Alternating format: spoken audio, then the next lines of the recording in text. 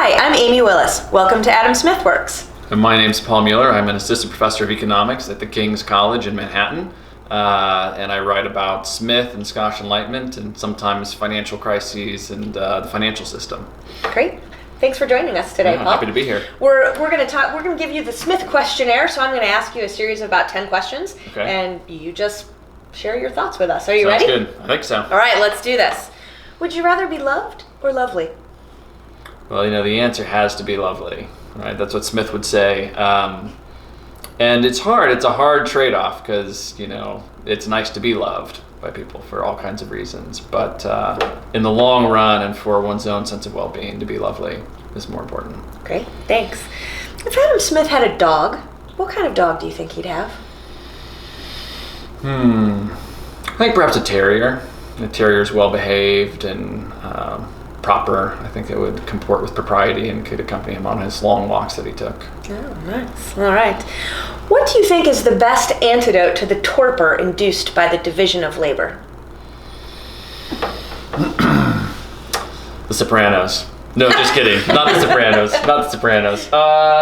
By that, I assume you mean the television show. Yes, I do mean awesome. the television show. But no, actually, probably that wouldn't be good. That probably contributes to it in a whole different way. But now there's some specialization, right? That's right. So I don't know. So going out and walking and reading.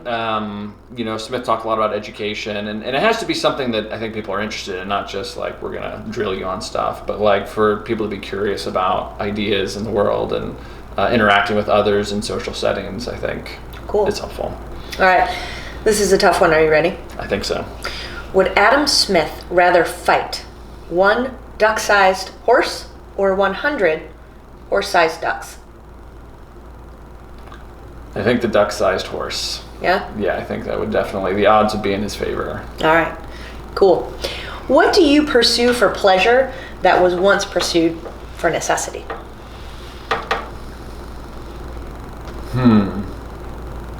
That's a great question. So Smith talks about things like hunting and fishing and so forth that now are more a pleasurable activity than previously. Than they used to be. Yeah.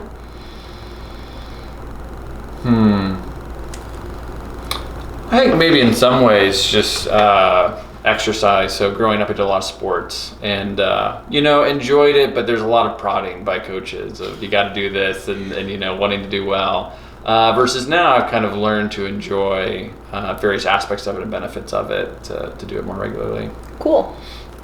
Which Adam Smith book are you?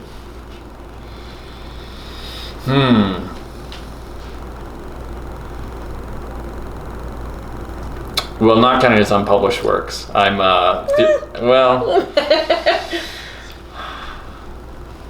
think probably Theory of Moral Sentiments. That's certainly my favorite that I've spent the most time in. So I'm going to go with that. That's a good answer. We'll take that. All right. Smith says that one of the times that we experience sympathy with someone else is when we share an appreciation for the same piece of literature or work of art. What should we watch or listen to or read to sympathize with you? Besides The Sopranos. Right. Actually, I haven't even seen The Sopranos, so that wouldn't be a good option. That's a great question.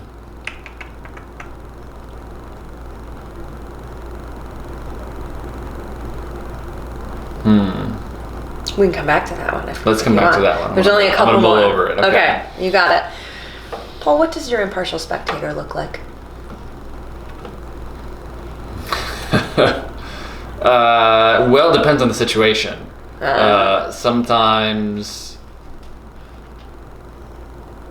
it looks like my wife, and sometimes it looks like my dad, and sometimes it looks like a friend of mine from King's. Oh, all right.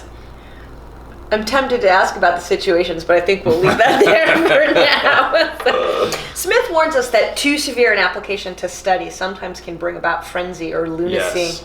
Should we be worried about you? No, because I have small children. Yeah. And I'm married.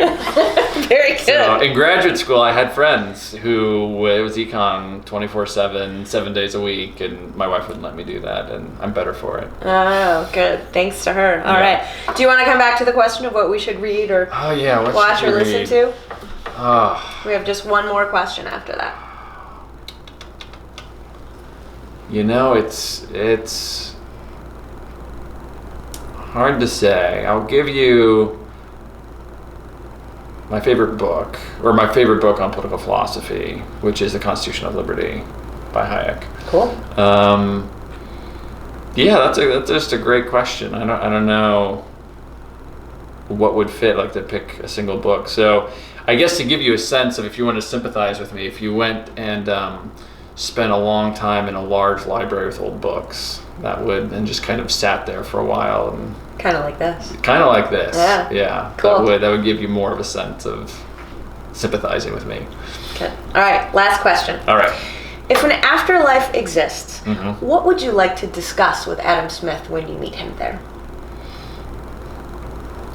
Well, one question I have is why he burned so many of his works when he died. What was in them and why he had them burned, and what he had hoped to contribute that he didn't get to.